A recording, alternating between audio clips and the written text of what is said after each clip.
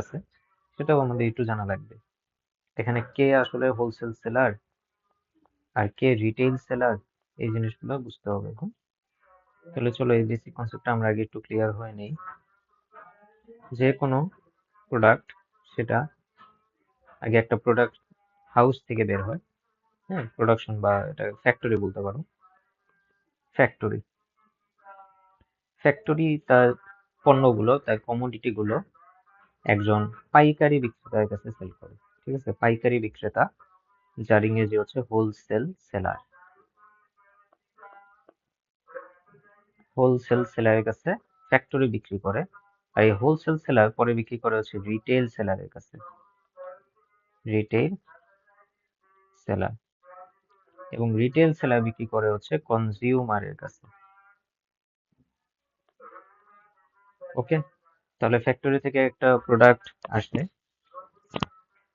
এবং ফ্যাক্টরি থেকে সেটা প্রডিউস হয়, ফ্যাক্টরি তাকে সেল করে হচ্ছে হোলসেল সেলারের কাছে, হোলসেল সেলার সেল করে রিটেল সেলারের কাছে, এবং রিটেল সেলার সেটা সেল করে কনজিউমারের কাছে। তাহলে আমরা যারা দোকান থেকে জিনিসপত্র কিনি আমরা কিন্তু কি কনজিউমার। ঠিক আছে, আমাদের কাছে প্রোডাক্টটা আসতে অ্যাটলিস্ট 3টা স্টেপ পার হয়ে তারপর আসে। আর রিটেল সেলার, যেটাকে আমরা বাংলায় বলতে পারি মুদি দোকান, হ্যাঁ, আমরা যেসব দোকান থেকে জিনিসপত্র কিনি সেগুলো হচ্ছে মুদি দোকান বা রিটেল সেলার, বা আরো ভালোভাবে বলতে গেলে খুচরা খুচরা বিক্রেতা। হোলসেল সেলারের বাংলা হচ্ছে পাইকারি বিক্রেতা, পাইকারি বিক্রেতা।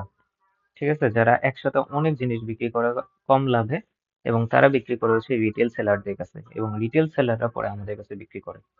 এই হোলসেল সেলাররাও কি ফ্যাক্টরি থেকে জিনিসটা কিনে আনে।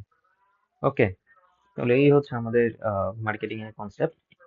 এবার এখান থেকে বলতেছে যে the profit of A wholesale seller is 20%।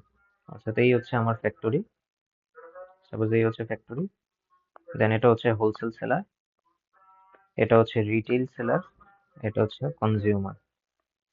ঠিক আছে, factory, wholesale seller, retail seller, consumer. তাহলে বলতেছে যে the profit of A wholesale seller is 20%। একটা কমোডিটি বিক্রি করতে হোলসেল সেলারের যে প্রফিট সেটা হচ্ছে কি 20%।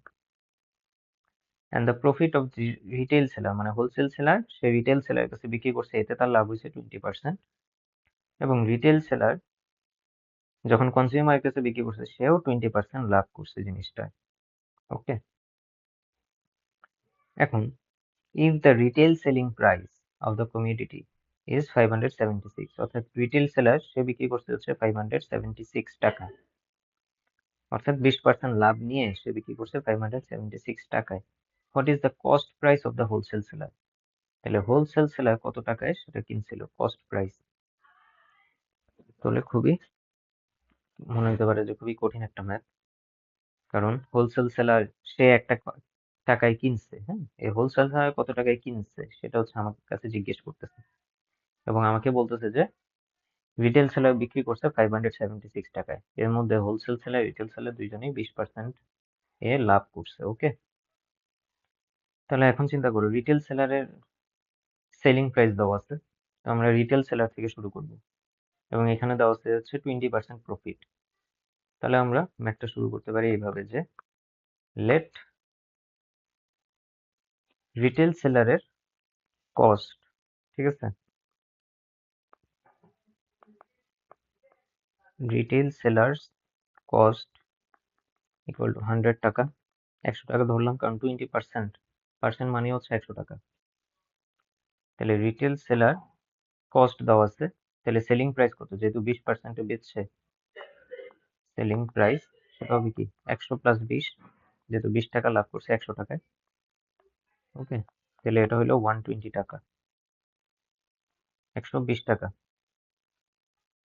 তার মানে রিটেল সেলারের সেলিং প্রাইস 120 টাকা হইলে কস্ট 100 টাকা। এভাবে আমরা বলতে পারি if retail seller selling price 120, তাহলে কস্ট হবে কত, 100 টাকা। If retail seller selling price যদি 1 টাকা হয় তাহলে কস্ট হবে কত, 120/100,